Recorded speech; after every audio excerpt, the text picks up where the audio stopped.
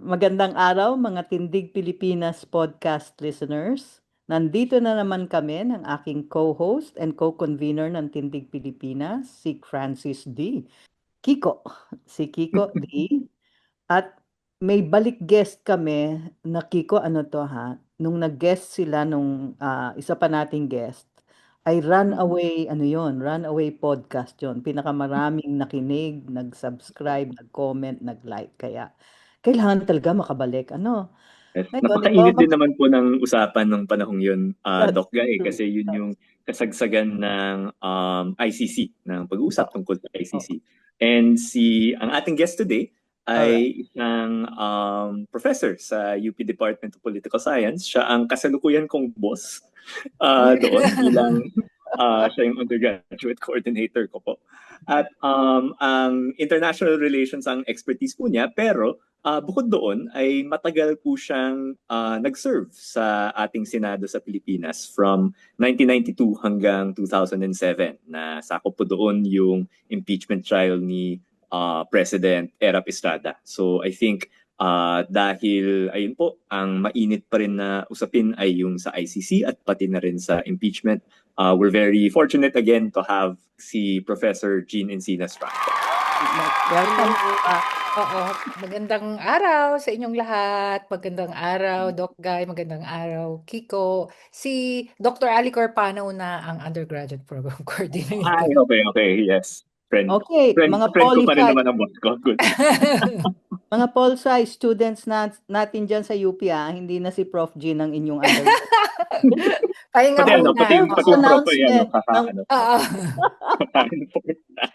bago tayo magtuloy, Kiko at Prof. Jean. Prof. Kiko, Prof. Jean. Wow, wag na ganyan. Wala na tayong ganyan ng Prof. Oo nga, Prof. oo nga. Oo, Wag Kiko, na. and ano na lang, Pero oo. bago po tayo magtuloy, sa mga listeners po namin, sa mga nakikinig at nanonood ng Tindig Pilipinas Podcast, do us a favor, paki-like, subscribe, and hit that notification bell kung kayo naman ay natutuwa sa nagiging usapan in the past at ngayon, Kiko, Prof. Jean, matutuwa sila mas lalo kasi Mm-mm. kanina, bago nagsimula itong taping, nagchichismisan kaming tatlo. Ang ganda Exactly. ng maritesan namin. Oo. Magkatuwan.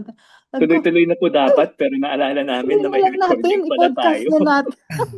Exactly.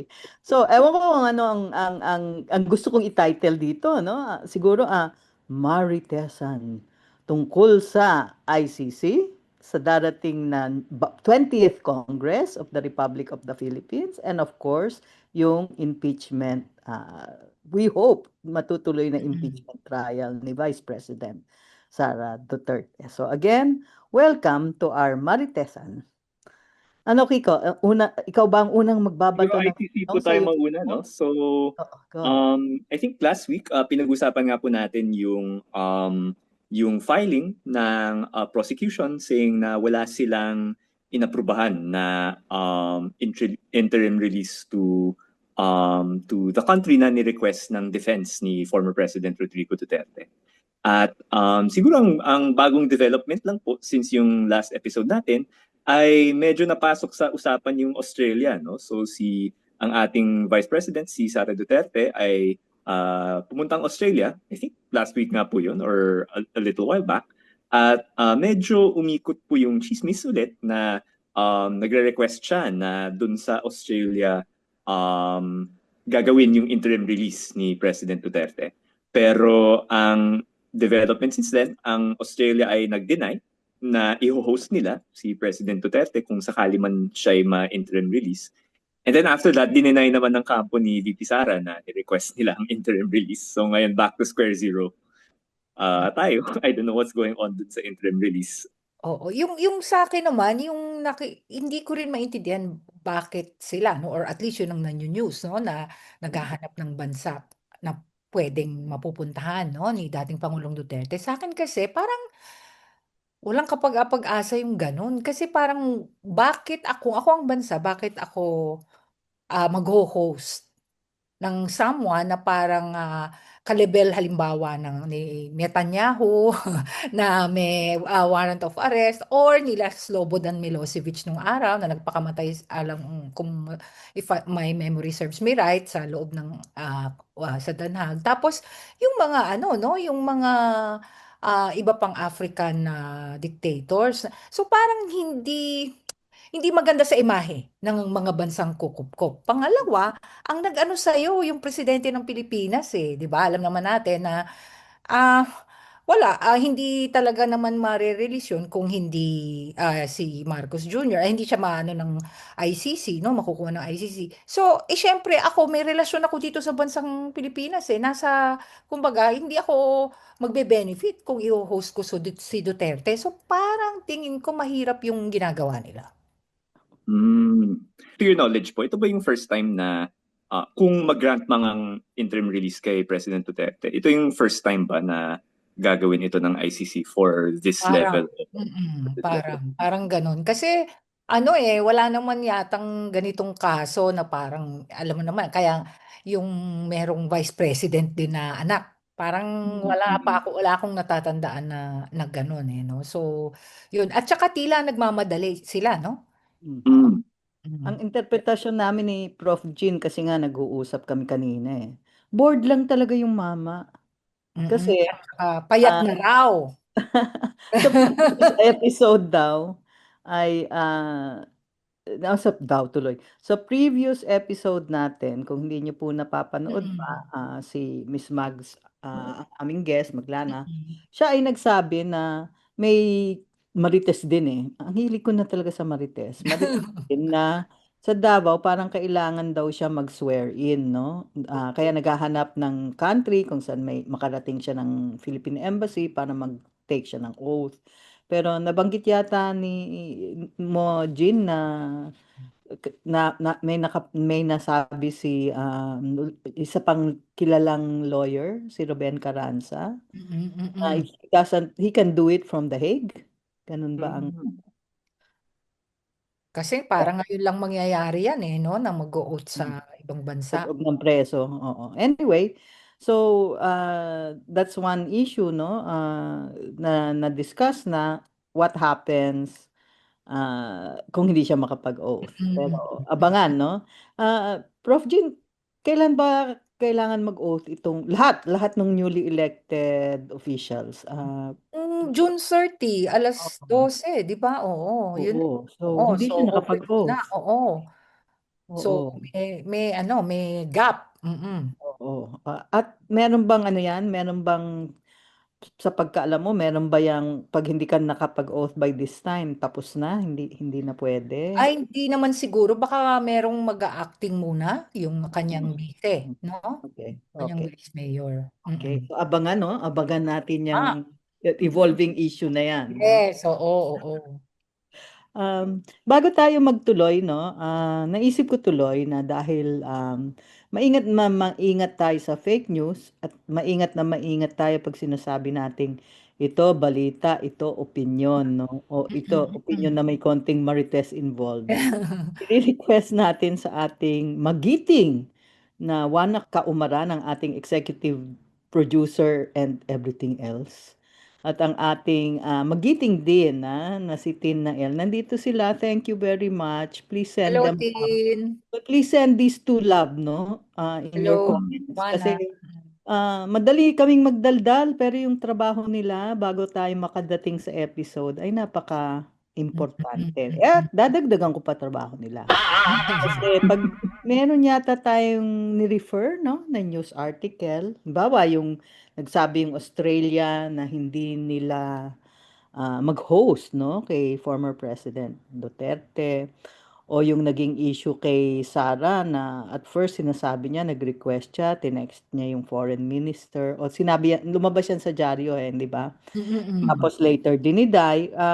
We'll request si Tin at saka si Wana when they have time to put that in the comments section of our or introductory section of each podcast para kung yung ating mga listeners ay gustong sabihin, 'di ba? Prof. Jean, Kiko, Doc Guy, bola-bola lang yan, nagfe-fake news kayo. Hindi, no? Kasi pag Mm. sinabi naming nabalita yan, bigay na lang namin yung mga link or Mhm. journal article. Parang magdi-discuss tayo ng journal article. Patient po tayo. Oo. Sige. So, nasa Senado ka pala, Prof. Jean, nung impeachment trial ni President Oo. Erap.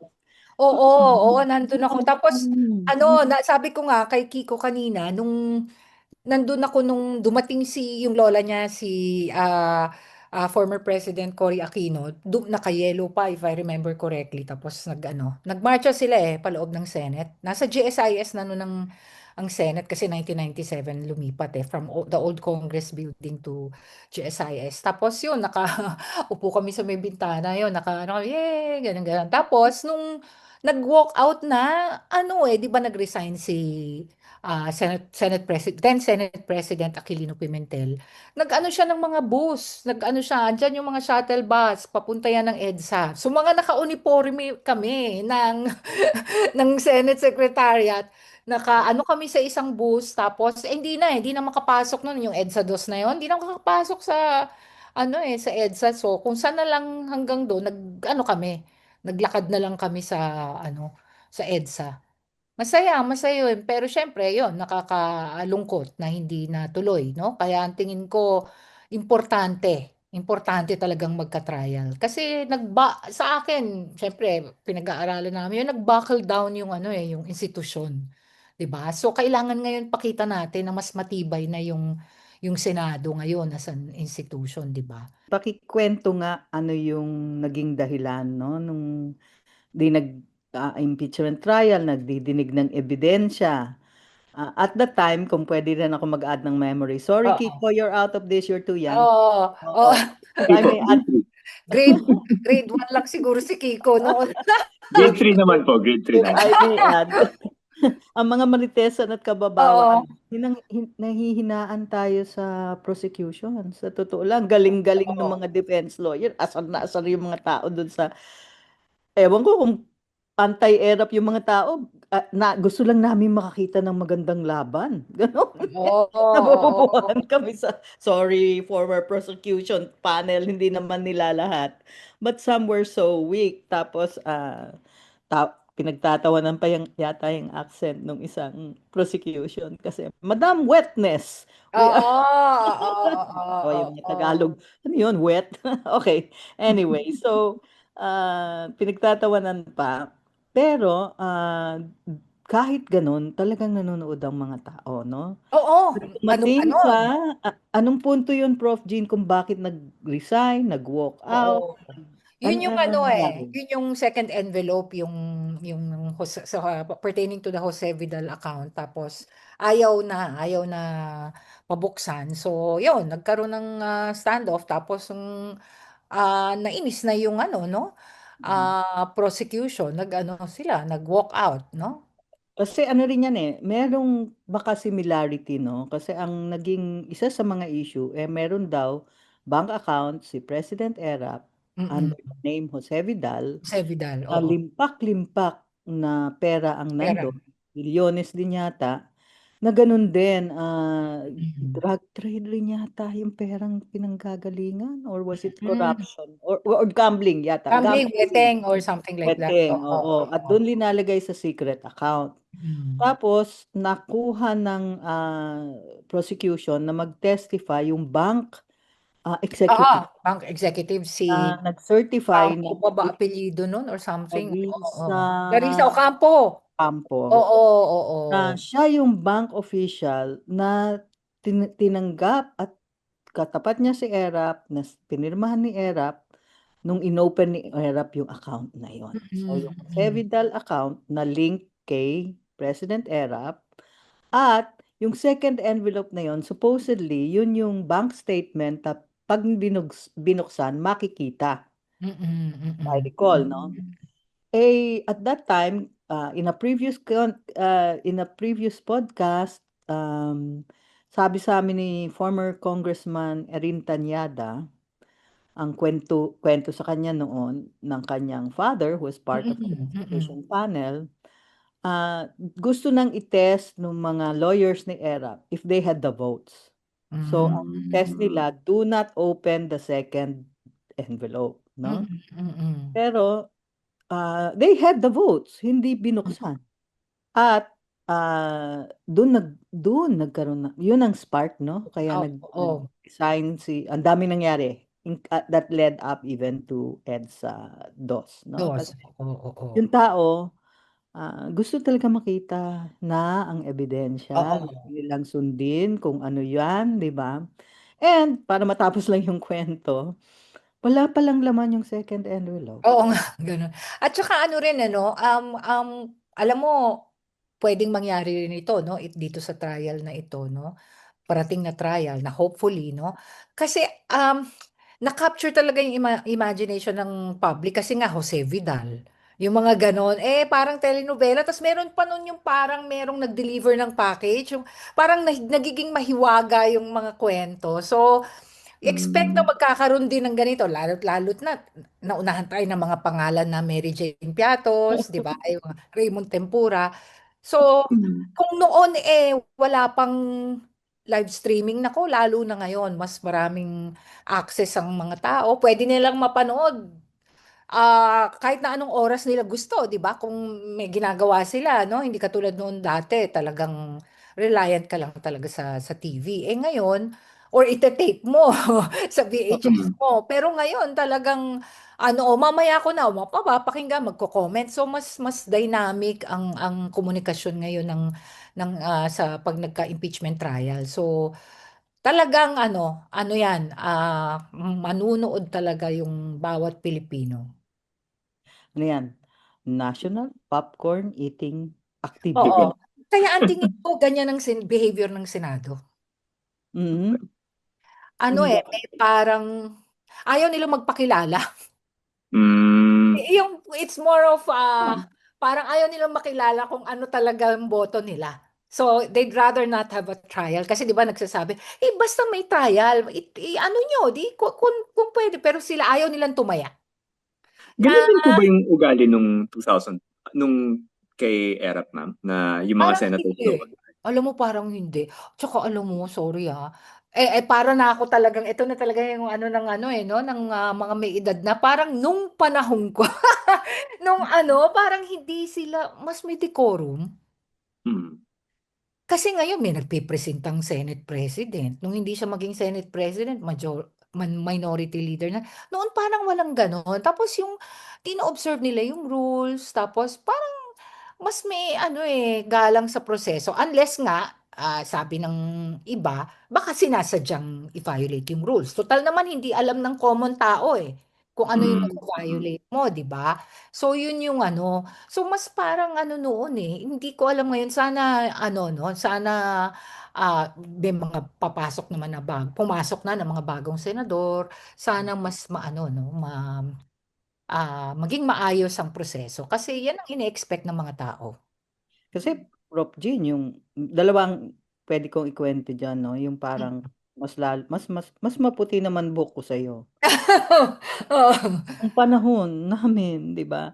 Ang Mm. kwento dyan ng aking tiya na isang former senator, si Senator Eva Oo. Estrada Calao, na she's passed on, no? Mm. Tapos sasabihin niya, may dalawa siyang claim, Kiko, eh. Baka interesado ka dito. Sabi niya, ako lang ang isa sa mga senador na hindi natapos ang term at Hmm. binote out ng Filipino people. Mm, Kasi kung mm. maaalala nyo, nung martial law, basta sinara ni Oo, former siguro na lang. President and Dictator Ferdinand Marcos Sr. ang Senado.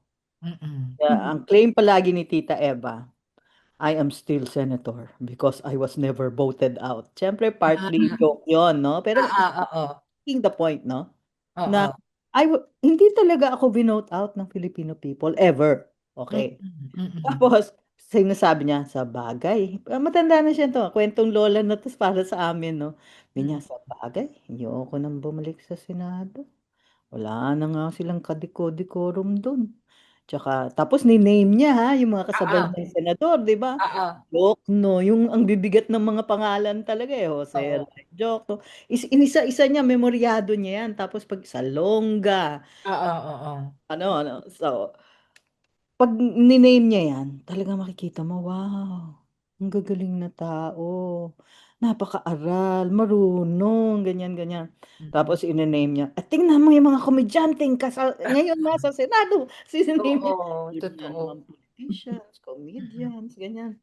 So, Mm. may ano ka rin doon, Prof. Jean, siguro ang hindi mababaw, no? Ang mas Oo. malaking issue, parang we are requesting talaga, our senators, di naman namin questionin kung kayo ang nakaupo dyan, kung kayo ang iboto ng tao. Pero konti namang, di ba? Konti namang respeto sa sarili nyo at sa institusyon nyo. Kasi yung ibang Bakit? senador Oo. dyan, nakaw, Oo. ito na nga yung issue. Ito issue ni Kiko, kaya ipapasok ko kay Kiko to. Pwede ba na ang isang senator ba to ay nag-aabogado para dun sa trina-trial niya? Oo. Siya ay nag-motion to dismiss, na pag tinignan mo yung motion niya to dismiss, parang ang daming similarity Mhm. dun sa eventually final ni Sara Duterte ng motion to dismiss. Mm. Mm. Ayun. Mm. Malabo nga po eh. Parang kasi, and actually, I wonder po, kasi yung kinukwento niyo po kay Senator Eva Estrada Calao, I wonder kung saang listahan nasama si Tito Soto.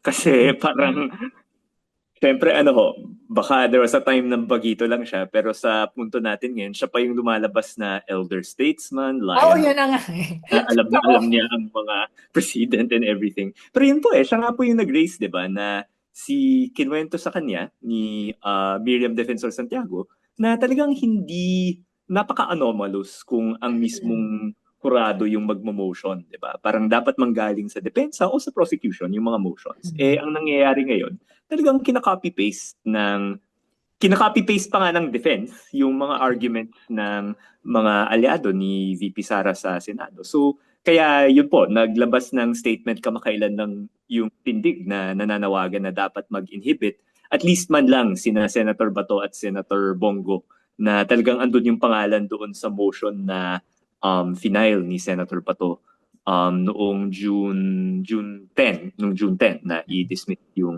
um, i-dismiss yung impeachment complaints.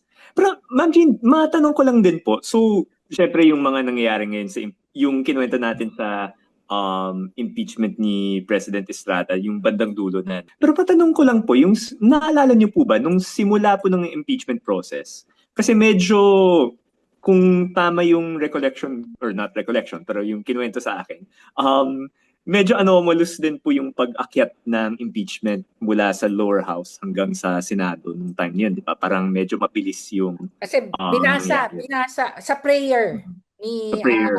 Okay. Manny Villar. Oo. Binasa niya Okay. sa prayer. Oo. Yun So, yung natatandaan ko. kumusta po yung pagtanggap ng impeachment sa Senado noon? Kasi, di ba Oo. sa atin nung ngayong 2025 ng February, inakyat sa Senado yung impeachment complaint on the last day of session. Tapos Mm. biglang nagreklamo Yeah, si Senate oo. President Escudero na bakit sila minamadali and everything. Paano po yung naging reaction ng Senado nung 2001? Alam mo, wala akong natatandaang may gulo eh. Or even legal issue tungkol dun sa kung whether nabagalan o ah, Mhm. nabilisan ano yung mga yung taong bayan dun sa pagproseso. Pero walang ganun eh. And at that time hindi rin naiisip ng mga tao nga na biro mo landslide yung victory rin ni Erap noon eh. So hindi nila naiisip na magkakaroon nga ng ano. Pero prior to that ano kasi may series of investigations eh, 'di ba? Remember Mhm. si Singson, 'di ba? Nagano siya, nagsabi rin siya kay Cardinal Sin. So, yun parang naaano nga yung events din nung may mga parallelism sa EDSA 1 eh. Parang as regular lang po nung inakyat sa Senado yung impeachment and okay, parang medyo not too long before nag-convene sila bilang impeachment court noon. Oo, at nahati rin nila yung ano nila, yung job nila. Merong times na Mhm. nag-aano sila, naghi-hearing sila, tapos may times na so alam mo kung gusto kaya eh. Mm. Pwede talaga eh. Ewan ko, baka mas masisipag pa sila noon or kung ayaw, ayaw talaga. Kasi pwede mo namang i-divide eh. Pwede, kasi ngayon dati kasi, ah, ngayon hanggang Wednesday na lang sila. Bihira sila mag-session ng Thursday. Dati kasi hanggang Thursday talaga yung ano nila. Kasi ang alam ko, ang dahilan lang naman kung bakit hanggang Thursday, yung lalo na yung lower house kasi para bumalik sila sa constituents nila. Eh ang Mm. Senate naman wala silang babalikan kasi nationwide. Well, pwede siguro doon nila iaano yung mga out of town na mga ano nila, no, na mga meetings nila with their constituents, pero kaya nilang i-divide yung time nila. At ang tingin ko ngayon, mas lalo sila walang ano, Alam mo, walang sasabihin na wala na kaming oras, hindi. oo, tataya ako na ano na yan, hindi na aaksyonan yan kasi nakabakasyon ng mga senador. Actually, yun po yung mas nakakalungkot na chismis, ma'am eh. Parang kung duwag sila na kung ano-ano lalabas. Yung narinig ko naman pong isa, na chismis lang naman, no? So parang Oo. kung pagbintangan, is talagang ayaw lang nilang mawala yung bakasyon nila, di ba? So nakatakda na Sure. yun na February hanggang Mayo may bakasyon yung mga senador. Tapos nung nag-resume sila ng June, yung period na June 11 to June 30, bakasyon din yung dapat. Ayaw lang daw nila pakawalan pa. Kaya Pwede talagang yun, oo. pinagpaliban nila yung Gusto ko impeachment yung ganong indefinitely. trabaho, Kiko. Malaking isang haba. Pero ngayon, mahihirapan sila makakuha ng rason. Bakit? Kasi kaka-file pa lang ng mga bills. So, hindi pa nahi-hear. So, wala pa rin sila masyadong tatrabahuin sa plenary. So, Mm. well, ang talagang pwede nilang asikasuhin na yung ano, no? Yung impeachment. Oo. Ideally, kung talagang gusto nilang magkaroon ng trial. Prof. Jean, naghi-hinge ba kasi binabantayan ba natin sino magiging Senate President at sino magiging Speaker sa Oo. impeachment? Mm. Ano Mm. ba ang chismis na naririnig natin tatlo? Hanggang ganun chismisan eh, no? Kanina, 'di ba si ano na, parang sinasabi si ano daw, si Cheese ulit, hindi ko alam. Pero magbabago pa 'yan eh, ano pa eh, ilang araw pa, ilang Kailan po ma'am usually nagpa-firm up kung sino na nga yung magiging Senate President? days before, oo. Kasi Days ano 'yan before eh, ng SONA papakita po. oo, papakitaan ka ng what you call this, resolution. Kasi asa Okay. na resolution mo, sino na pumirma, ganyan, ganyan. Yun, eh, Mm. dahil ngayon moderno na, baka yung iba may mga group chat or whatever. So, yun. Tsaka dati kasi, kaya yung term ng Senate President, minsan na madaling ma-oust ng Senate President kasi doon nakasalalay yung kung halimbawa ikaw, wala kang committee or ano, so konti lang ang budget mo. Mm. In recent years, ang ginawa na nila, plastado na yung budget ng bawat office. Whether may Mm. committees ka o wala. Tapos din sa sobrang dami na ng committees nila, mas marami na yung committees kaysa sa number ng Ng senator. senators. So pwedeng, so hindi na issue yung hindi ka chairperson ng isang committee, hindi na yun, hindi na issue. So nawawala na dun sa usapin ng budget yung ano, kasi kaya nga ginawa yon para hindi na sila mag-aaway-away sa budget ng Senate. So ngayon yung ano, kasi nung 2024, 13 billion ang budget ng Senado. 15 billion. Okay po. So yun po, nakita ko rin po sa Diario Today na medyo ano ho eh, si Senator Escudero nga po yung medyo Angat. lumilitaw at continuing Senate President po. Pero siguro po, sa experience niyo ma'am, nung nasa Senado pa po kayo, may mga times ba na, ayun po, hotly contested yung Senate Oo. presidency nung Mm, panahon? mm, So mm. paano yung nagpe-play out na kung paano tayo nag-arrive sa punto na merong 13 or more na boboto sa isang Senate President? Kasi syempre wala pa talagang yung edad na wala pang social media, malalaman mo na lang eh, kasi bago mag-session parang nagkakagulo. Tapos yung mga Okay. nagkakagulo, naalala ko nung pinalitan ni ano, Angara si Neptali Gonzales, talagang Neptali Gonzales pa. Yun, yung parang may gano'n 'no, may agawan pa ng ano, eh, agawan pa ng maze. Kasi yun yung symbol ng authority ng Senate Presidente. Yung loyalist kay Senate President Neptali Gonzales, itinakbo niya para hindi ma-install ano, may gano'ng drama, oo. Masyadong mas sikreto noon, mas sikreto. Okay. Tsaka mas mas hindi talaga, ngayon kasi may mga nagpipresenta na no, mas hayag. So, yun. Pero, noon, mas matinding sikreto, tapos nalalaman na. Even sa media, hindi ganun ka. May mga select media people lang na nakakaalam. Pero ngayon, mas mas tingin ko, hindi ko alam dahil sa technology o dahil gusto nilang i-leak. Pwede rin kasi na sinasadya nilang i-leak para Oo. makita rin kung susuportahan na Magkagulatan na, magkabanwagonan na, di ba? oo, oo. Mm. Pero ako ine-expect ko na na kung depende kasi kung ano pong mangyayari sa impeachment. Hindi naman 'yan forever na magiging Senate President, tingin ko si Senate President Escudero. Kasi Mm. may bagong set of Right. 'di ba? Yun. Alala ko nga po, correct me if I'm wrong po, no? Pero nung 2010, kung di ako nagkakamali, alala ko yung parang pumupwesto sa Senate President doon ay si Kiko Pangilinan kasi galing LP, which won the election then. And I think si Manny Villar also na parang kahit na natalo ng election pero medyo marami pa rin yung naboto na nationalista noon. And Mm. then I think yung nangyari was yung final na naging Senate President was si Juan Ponce Enrile na Juan parang Ponce compromise Enrile. candidate sa Oo. dalawa. No? So parang I wonder kung, ayun, I guess, kasi leading up to this, to this 20th Congress, yung medyo parang pumupwesto ngayon ay, ayun po, si Chis Escudero again na babalik as Senate President. And then I think matunog din yung pangalan ni Tito Soto bilang long-time senator na nga siya, Lion of the Senate na nga siya sa puntong to.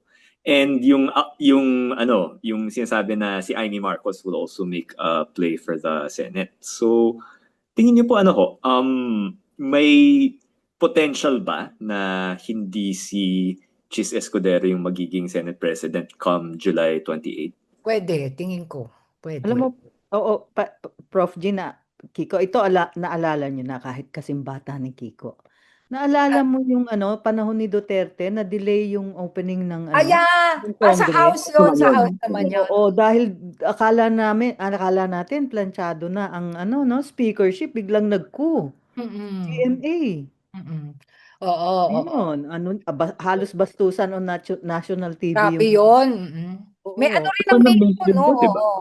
Oo, may agawan din yun at Oo, saka oo. excited tayong lahat, nakatutok din tayo na anong nangyayari Tapos ang dito. tagal bago magano. Na-resolve, oo. Tapos si Oo. Duterte naghihintay dun sa holding room habang Oo. nagkakagulo yung coup. So, Parang sobrang feeling late po ko, yung Sona nun, no? If I remember right. Kasi alala ko po, yun yung oo, medyo so na yun, oo. 2018, kung di po ako nagkakamali, no? Tsaka, very big deal yun kasi parang that was one of the times na nagsama-sama din talaga yung opposition under Duterte. So yung iisang Sona rally yung ginanap nung 2018. And alala ko, parang one of the first times na nagrally lang ulit ako kasi syempre, tito ko yung presidente for 2016, hindi ko naman siya pagraralihan. Pero parang dun sa Commonwealth, nag-aantayan talaga yung buong crowd na ano na yung Sona, di pa nagsa-start. Tapos in-announce na lang ng MC kasi parang patay yung signal nun eh. Pero in-announce na lang ng MC na nagkakagulo sa Kongreso dahil Oo. si GMA nga ay biglang naging speaker. So, yun po, ang daming ang pwedeng mangyari. No? Yeah, exactly. Pero yung yung prospect na si Amy Marcos, grabe naman. Ang Speaker of the House mo, Romualdez, tapos ang Senate President mo, Marcos, tapos ang Presidente mo, Marcos. Parang, ano Isang na yun? pagkita na lang, no? Grabe Although, na yun. although nag-aaway sila ng konti. Actually, yun nga po eh. Parang, Basa nyo nun, totoo ba yun? Yung away na yun? O ano ba yun? Parang hindi ko ma-spelling kung Marcos siya o hindi siya Marcos, si Amy. I mean, siyempre Marcos pangalan niya. Pero, I was reading po yung isang sinulat ni Ash Presto po, isang kasama din po Oo. natin sa UP. Or I think Ateneo na nga siya ngayon, pero sa show. Yun nga po eh, parang may away daw talaga ata between Bongbong and Amy na kung sino yung talagang heir ng kanilang tatay. No? Na parang si Amy nung lumalaki sila yung mas nagpapakitang gilas pero si Bongbong yung junior, yung lalaki. So parang yun yung presumed na siya talaga yung magiging tagamana ni Marcos Sr., no? So mukhang may ganong tension talaga sa kanilang dalawa among the people who watch the family closely, no? Kiko, Prof. Jean, ha? Meron akong opinion tungkol dyan. Oh, yan. Oo. Sige, sa psychologist. Sige, gusto kong makita yung Maliban sa psychologist bilang gender advocate, kaya sigurado ako Prof. Jean at Kiko mag-a-agree kayo. Oo, sige. Sabi ko kay Amy, ang daming kawawang mga young women na ganyan. Sa mga families, mas brilliant sila, mas magaling sila sa kanilang brother. Pero dahil patriarchal yung pamilya at yung tatay, ang lahat ng atensyon ay nandun sa lalaki dahil taga pag-carry down ng family, Apelido. At saka, apelido, junior ito. In this case, junior. junior. Oo. Kaya itong pobresitang ito na, pay attention to me. I'm also good. I'm also brilliant. Isipin mo, young person yan ha. Hindi naman yan tong I mean na may sungay na naman kasing tanda ko lang. Mga Mm-mm. young girls, no? They Mm-mm. really often try so hard to prove to their fathers who they love, whom they respect, they too are as good as their brothers, di ba? Pero because we still have yung preference for boys, kawawa. At sasabihin ko ito ha, Mm-mm. hindi ko sinasabi yan dahil lang kinakampihan ko yung babae, which is true. At therefore, dinidihado ko yung lalaki. Mm-mm. Hindi siya magandang paraan ng pagpapalaki ng anak. Kasi yung Mm. pinapaboran mo namang lalaki, hirap din yan sa ganung posisyon. Oo nga. Di ba? Na nakikita naman niya yung kapatid niyang babae na mahal niya, na nakikita niyang ina-outdo siya for some parts, and yet, nakatutok pa rin sa kanya lahat at kailangan niya mag-live up dun sa kagalingan ng kapatid niya. Okay. Mga TP listeners, please like and subscribe because Dr. Hagay is giving you child raising advice. Oo nga. Moment now, at this moment, na kapag po ganyan, tatanggapin at bibigyan ang kahit sinong anak, lalaki, babae, bunso, matanda. Kung anong magaling siya, dun siya magaling. At wag niyo pong pagsasabungin ang inyong mga anak. Kasi paglaki nila, magiging katulad sila ng mga anak ni Prof. Jean, nakuha, at kapatid ni Prof. Jean, at Oo. katulad ng magkakapatid ng mga D, hindi sila nagbabangayan kasi maayos po ang pagpapalaki ng kanilang anak at hindi sila matutuloy ng katulad ni Amy at saka ni Bongbong na nag-aaway. Thank you very much, Bao.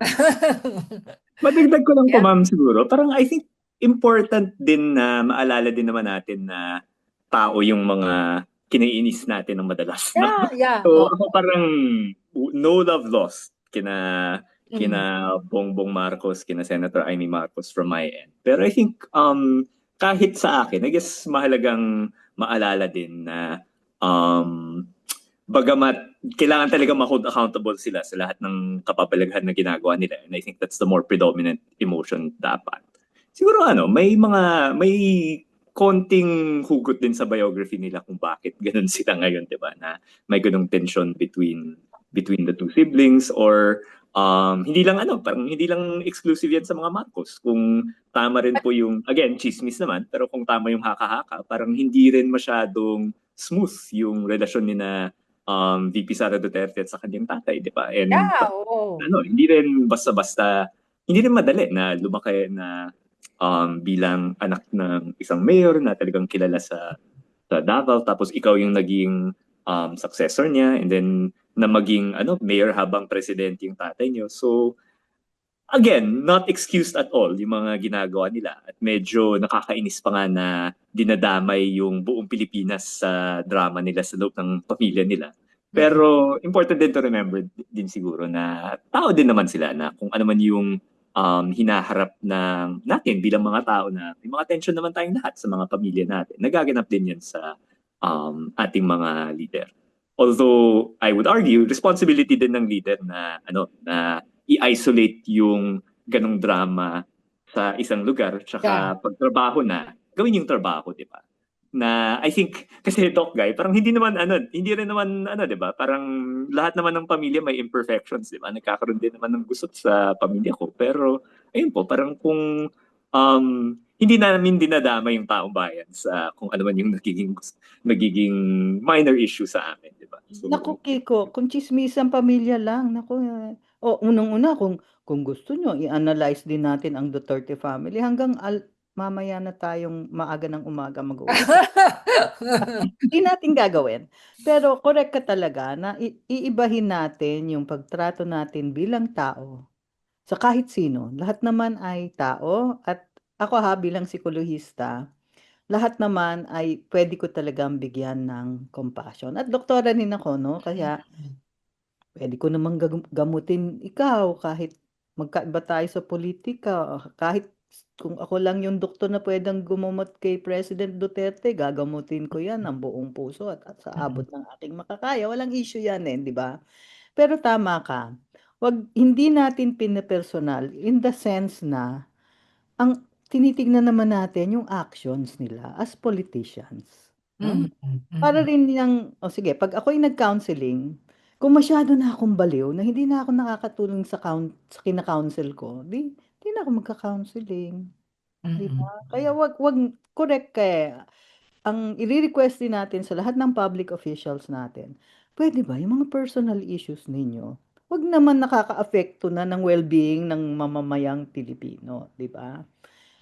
Yung gulo nga nung kay Sara at yung kanyang tatay, kitang-kita natin in the lead up to the 2022 elections. Talagang halos nag-aaway sila sa national scene. Ang gulo, ang gulo.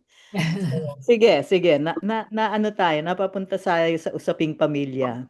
Pero Pero mabalik po dun sa political dynamics po. Interesting nga po yung pinupunto nga ni Ma'am Jean na Marcos yung presidente, Marcos yung Senate President, Romualdez yung Speaker of the House. Pero so on the surface, like ang sasabihin, talagang dominated ng isang political dynasty ng Pilipinas. Pero kung updated ka sa mga nangyayari sa Pinas, ang lalabas, opposition yung Marcos sa Senate President, sa Marcos sa oo nga, So, no. parang, kumbaga, like, di naman sakang parliament siya, pero parang yung magiging mas opposition pa ang lagay ng Senado kung Marcos ang magiging Senate President niya.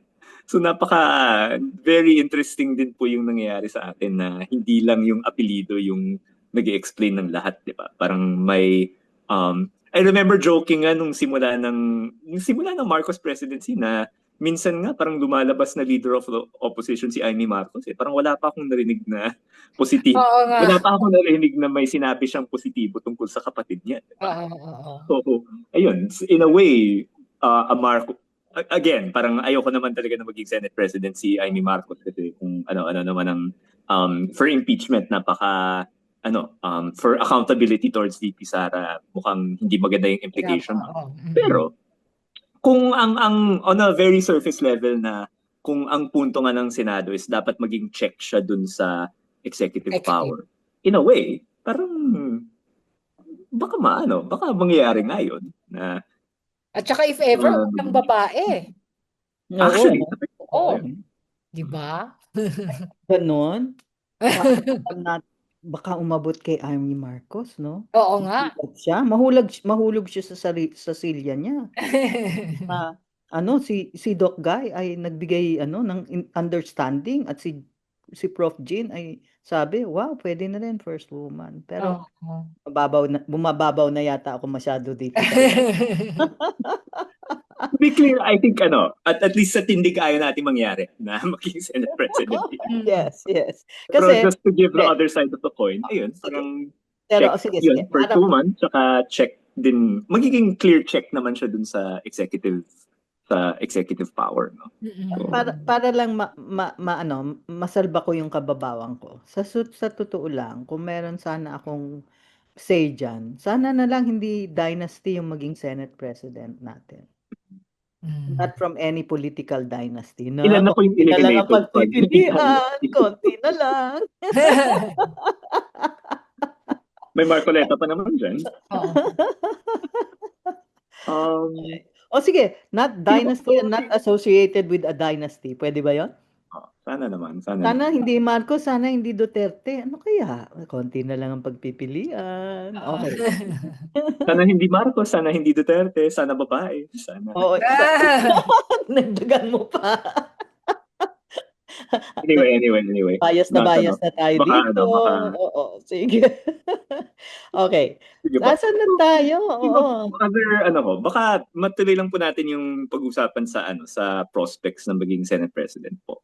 I think si Tito Soto, medyo lumilitaw po yung pangalan niya nung simula ng June na Oo, kasi namimintas siya dun sa proseso, pamamalakad ni Chis Escudero sa impeachment process. And pero hindi ko nga alam kung definitely iba yung from what he says kung siya nga yung magiging Senate President, iba yung magiging um, pag-preside niya sa impeachment court. Pero politically, parang may idea ba tayo kung saan siya pumapanig? Mas Oo. mas he ran under the Allianza slate, definitely. Pero yun po. Ang basa ko sa kanya, gusto niya magka-trial. Gusto niya magka-trial. Parang Okay. pareho sila ni Lacson. Okay. Gusto niya magka-trial at ayun, medyo fed up siya na parang well, ang tagal niya rin kasi sa Senate and in fairness to him, talagang natuto na rin siya lalo na yung mga proseso. So fed up siya. So meron siyang gusto siguro mga baguhin. So yun yung advantage kung siya yung magiging Senate President. At saka tingin ko kung siya magiging Senate President, ibig sabihin nun, yung mga bumoto sa kanya, gusto na magkaroon ng trial. Hmm. Kasi Okay. yun ang posisyon niya, pati posisyon ni incoming, Senator na, ano, July 1 Senator Lacson eh. Pareho sila. Mm. Mer Okay.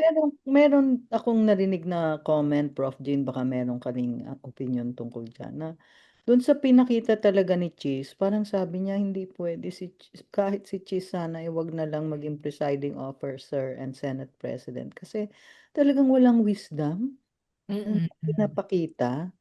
Yung hindi talaga niya ni-lead yung itong nakaraan tungkol dito, yung 19th Congress, lalo na yung 3 araw na Mm, siya ay nag-preside, tapos ang issue nga, aside from those bills, was the impeachment, the convening of the impeachment court, hmm.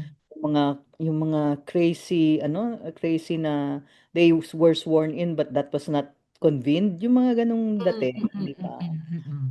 Parang hindi malinaw kung ano yung sa kanya, kung ano ang sinasabi ng konstitusyon. Mm, Pasikot-sikot siya in his attempts to please everybody. mm. Meron siyang extremely defensive press con na inulit pa niya on the floor, Mm, justifying himself and putting blame on so many people that really these were not correct. Kasi sabi niya, bakit kami minamadali ng oposisyon?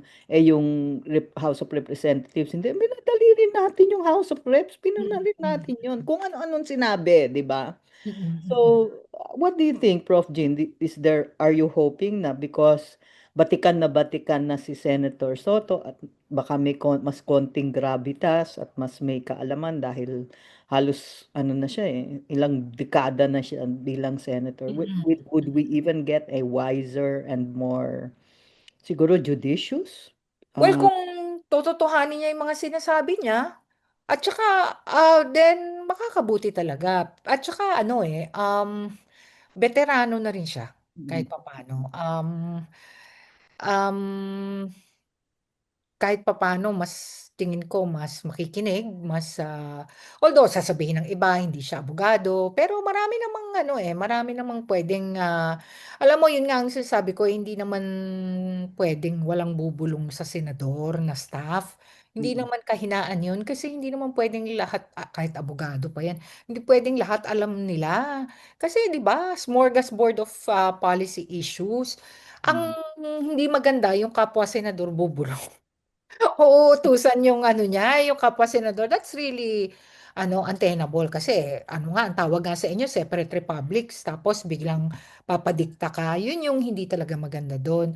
So yun, pwede naman pero yun ang pwedeng ibato kay kay Senator Soto. Hindi ka abogado eh. Parang at the end of the day, magpe-preside ka, ganyan-ganyan. So yun yung maaaring ibato sa kanya.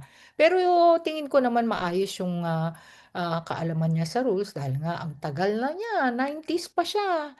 So, mm. alam niya yung tsaka nakailang impeachment din siya, 'di ba? So, yun yung pinanghahawakan niya. May Alam petty comment lang ako, ma'am. Yung nabubulungan kasi ng kapwa senador, siya na yung magaling sa magkakapatid, di ba? So, anyway, kailangan bumawi after being empathetic. Oo, oo. Alam mo, Kiko, Prof. Jean, babalikan natin, no? Sabi rin ng mga tao, showbiz pa sila pareho, pero mas magaling na showbiz si Tito Sen. Kasi ito talagang, pag sinabi mo sa kanya, oh, ang role mo ngayon ay kagalang-galang na senador, kuha niya yun. Pagkagano naman siya, oo. Oo, kaya niya yun. Kaya niyang gampanan yun, di ba? Habang si Chis Escudero, hindi pa niya nadidesisyonan kung anong klaseng showbiz siya. Baka, Oh, kala niya matinee totoo, idol totoo, siya. oo. Senador yun eh.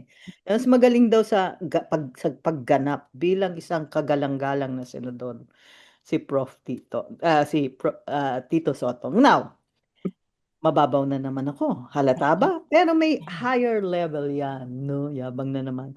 Kasi, babalikan natin yung katandaan natin, Prof. Gina, no? Ah, Sa akin, mahalaga pa rin, kahit paano, na magpakita ka naman ng konti yung tinatawag na decorum. totoo yan, oo. Tamang mga paraan, tamang pagkilos. Mm. Kasi respeto sa institusyon at sa hawak mong office, no? Office, exactly. So, yung nakita rin natin dun sa Senado, dun sa ibang pagganap ng mga senador, hindi mababaw yung humingi ka ng tamang kilos sa Mm, kanila. mm, mm. Inelekta ng pagkarami-raming tao, ikaw ay opisyal, ikaw ay miyembro ng isa sa pinakamataas na institusyon ng bayan. Ganda-gandahan mo naman ang iyong gawa, no? At tayong tatlo, sabi na nga natin, government officials tayo. Or employees, minsan official, small level, Mm, mm. undergraduate coordinator. Kumbaga, di ba? Pero alam mo, sa government bureaucracy, ha? Alam natin lahat 'yan, 'di ba? Totoo, Meron totoo. tayong tamang kilos at ginagawa para hindi mawala ang respeto sa atin ng taong bayan ating pinagsisilbihan. At Mm, sasabihin ko na because, ganyan ang karamihan ng propesor ng UP, hindi natin lalahatin, meron din sa aming mga tarantado. Pero 'pag tinignan mo ang trust ratings sa UP, kahit maraming pagbatikos, mga yan. komunista, mga ano, Oo. mataas ang trust rating Mm, sa amin. So we would really request naman our government officials to behave in such a way also. Hindi, wala mm. naman tayong nire-request sa kanila na hindi natin ginawa para sa sarili Totoo. nila. Nag-lecture na naman si Doc Oo. Wow. May blind item nga ako eh. May kilala ko dating senador na yung anak niya pinapakuha sa aid yung nail cutter.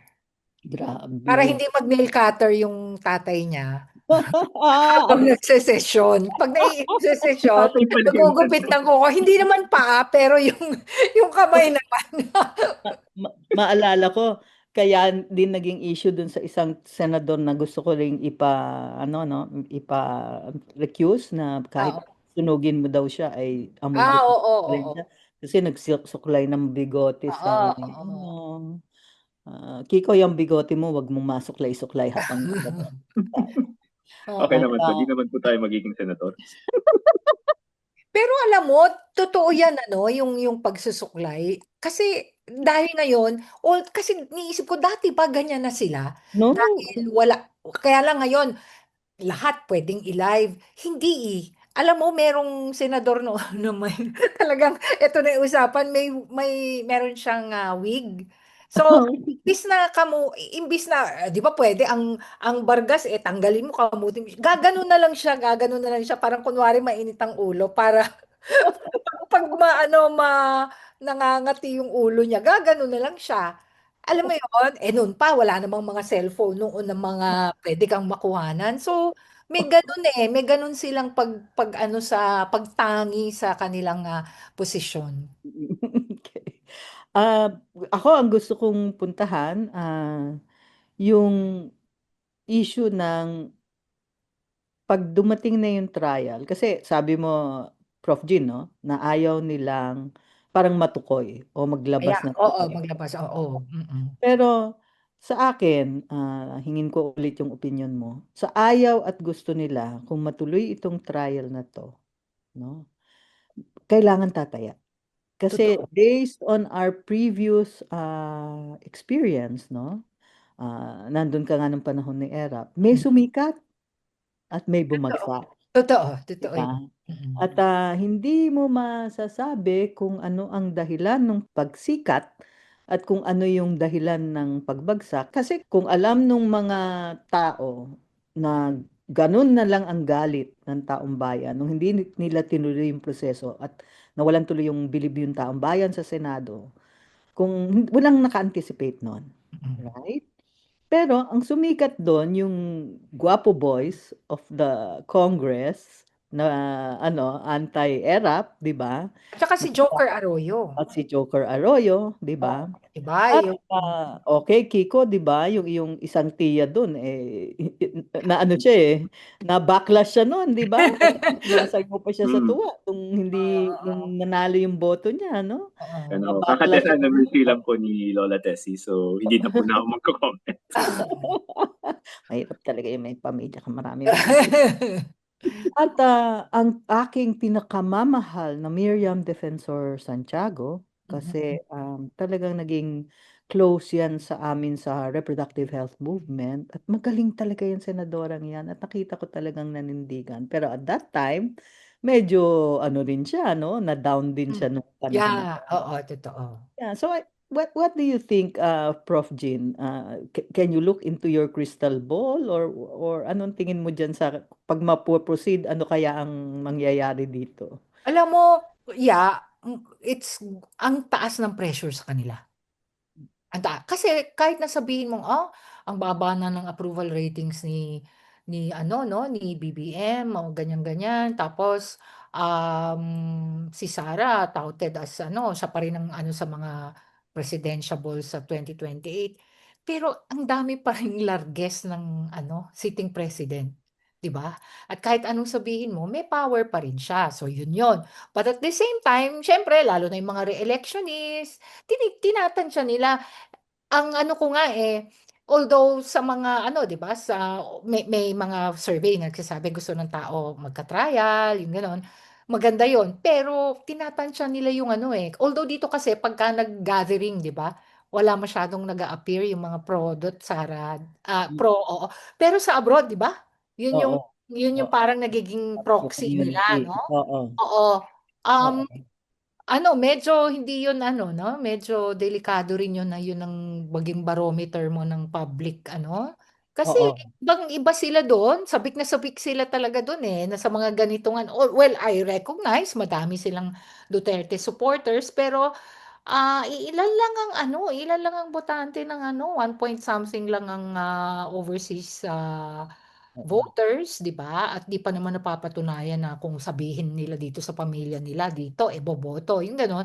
So grabe, I think it's, grabe yung pressure. So dapat ang tingin ko, gawin ng civil society talaga yung mag-ano rin 'no, gumawa rin ng sariling, pressure. Kasi alam mo nakikita naman natin nag-aano sila, Mm. nagbabasa ng nakikinig. public pulse, 'di ba? Oo, Kasi oo, nag-aano, may itong mga nakaraang araw, 'di ba?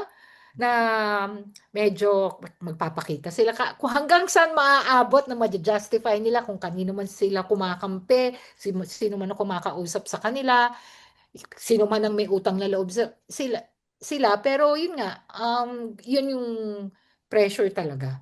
And I think this is going to be a historic impeachment. okey. Ikaw, Prof. Jean, babalikan natin 'no, kasama ka naman namin,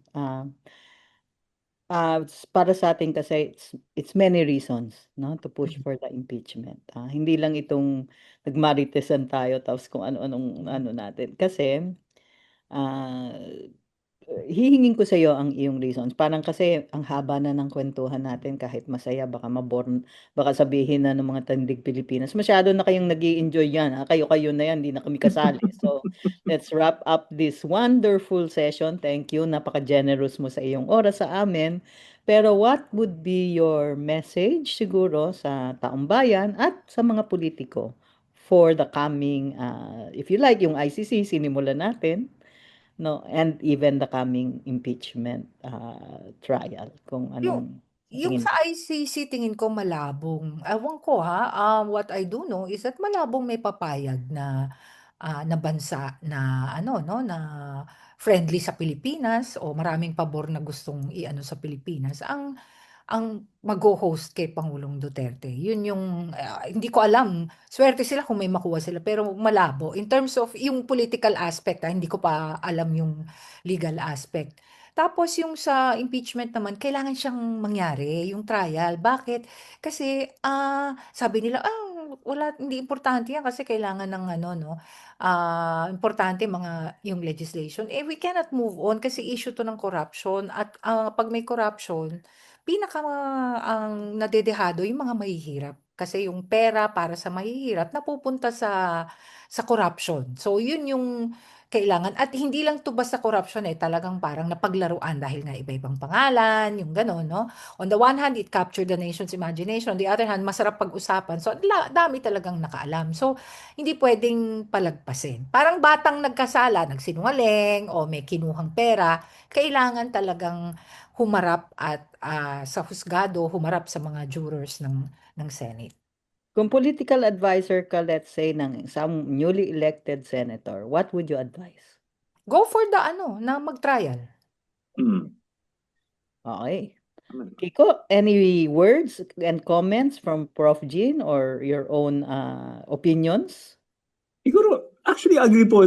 Napaisip din po ako dun sa political advisor po eh. Pero siguro yung una ay dapat maging patas, di ba? So I think tama yung ginagawa ng karamihan ng ating mga senador na hindi sila pumapwesto one way or another kung dapat ma-convict o ma-acquit si VP Sara. Yung mga pumapwesto lang ay yung mga hiniling nating mag-inhibit dahil nga napakagarapal yung pagkabias nila. Pero una, yun, kasi ang hinahanap ng sinumang tao sa isang kurado ay maging batas siya, di ba? So definitely wag pumosisyon kung yung mismong verdict na yung pinag-uusapan, pero sana nga po matuloy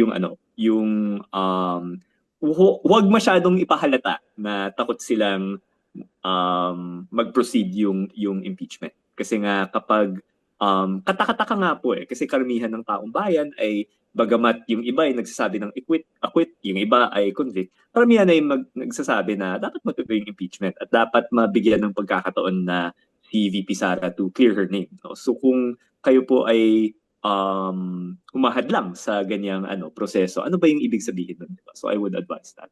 And siguro ayun, parang mabalik lang din sa issues na pinag-uusapan. Nandyan din po yung corruption na again, corruption is bad sa anumang agency, di ba? Pero si VP Sara ay nanungkulan bilang DepEd Secretary sa kalagitnaan ng isang education crisis na kinikilala naman ng lahat ng paksyon sa ating politika na meron tayong education crisis. And for 2 years, medyo nawalan tayo ng oras taking care of that crisis. No? Yung pera na dapat napunta sa pagtayo ng mga classrooms, pag-upgrade ng mga equipment ng ating mga paaralan ay napunta sa hindi mali yun, questionable yung paggastos dito, no? At napaka non-transparent yung ginawang paggastos dito. And then bukod pa doon, ako again, yung pinakamahalagang issue pa rin para sa akin yung grave threats na parang in public live television, not television, pero in a live broadcast, parang nagbaba ng grave threats yung second most powerful person in the Philippines, yung ating Vice President, di ba?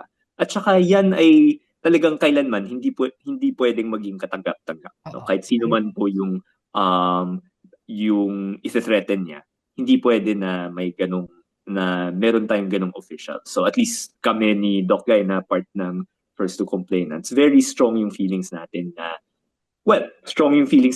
malakas yung kaso, pero kung dadaan ito sa tamang proseso at ma-acquit si VP Sara, isang bagay yun. Pero hindi talaga katanggap-tanggap kung gantong kalala yung cases against VP Sara. Tapos ibabale wala lang yung trial, no? Kung pwede lang siyang i-dismiss ng basta-basta kung gantong kalala yung mga issues na pag-uusapan. So definitely sa tindig, while we can talk about the politics of the day, yung kung sino yung malakas, kung sino yung nagpapakute, kung si Senate President Chief Escudero, Tito Soto, Amy Marcos, or whatever.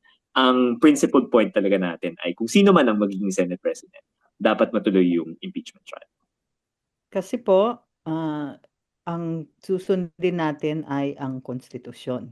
Mm. Kahit ano po ang ating pananaw, pro or against, kung tatanong ninyo sa akin kung saan ang taong bayan, uulitin ko po, ang tanging alam natin na opinyon ng taong bayan ay nasa Philippine Constitution. Mm. At ayon po sa Philippine Constitution, dapat po matuloy yung trial. Nabasa ko po yung recent editorial din or opinion ng ni Attorney Mel Santamaria na isa ring magaling na commentator. At sabi niya, sa wording ng Constitution, matuloy dapat. Try to try and hear. Hindi lang take the complaint and dismiss. Kaya sa akin po, uh, whether you're for, you're against, agree ako, Kiko, hindi dapat mag-take ng stand ang mga senators. Kasi ang advice ko sa kanila, tulad din ni Prof. Jean, tuloy niyo yan at buksan ang kalooban ninyo sa ebidensya. At ganun din yung message natin sa taong bayan, makinig po kayo. Buksan katulad ng akin. Ako talaga bubuksan ko ang isip ko. Meron akong bias pero tatanggalin ko yan. Gusto kong marinig ang ebidensya at batay sa ebidensya, saka tayo mag-usap ulit at maghusga.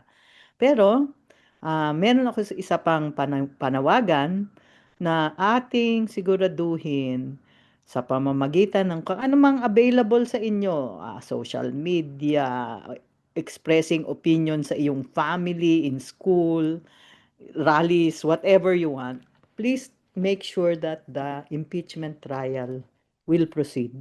At huwag tanggapin yung motion to dismiss na yan na tingin ko unconstitutional. Okay.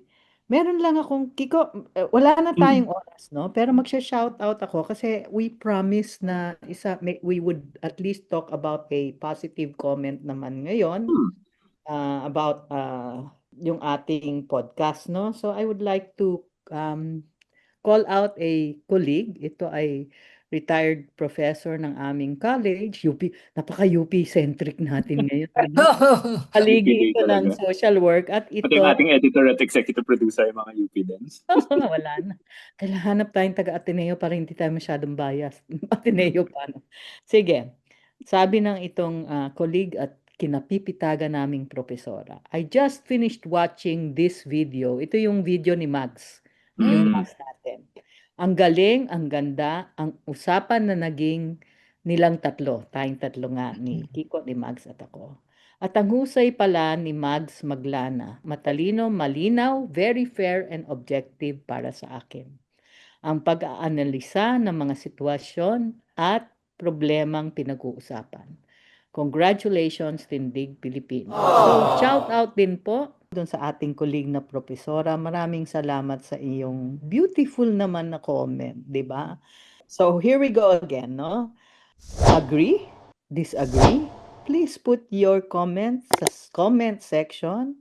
Mahahanap nyo rin kami sa Tindig Pilipinas page, sa Facebook, meron din kami dyan. Meron kami of course sa YouTube, sa Instagram, at sa Spotify. At muli nating pasasalamatan ang ating returning guest na napakasarap makipagmaritesan sa kanya dahil maganda yung marites na ang kausap mo, madunong at magaling mag-analisa at maraming alam. Maraming salamat Professor Jean Encinas Franco ng Department of Political Science ng University of the Philippines in Diliman. Kasama po natin ngayon si Prof. Jean. Hihingin na natin sa lahat ng guests natin ngayon. We will say goodbye by telling you, we love you all.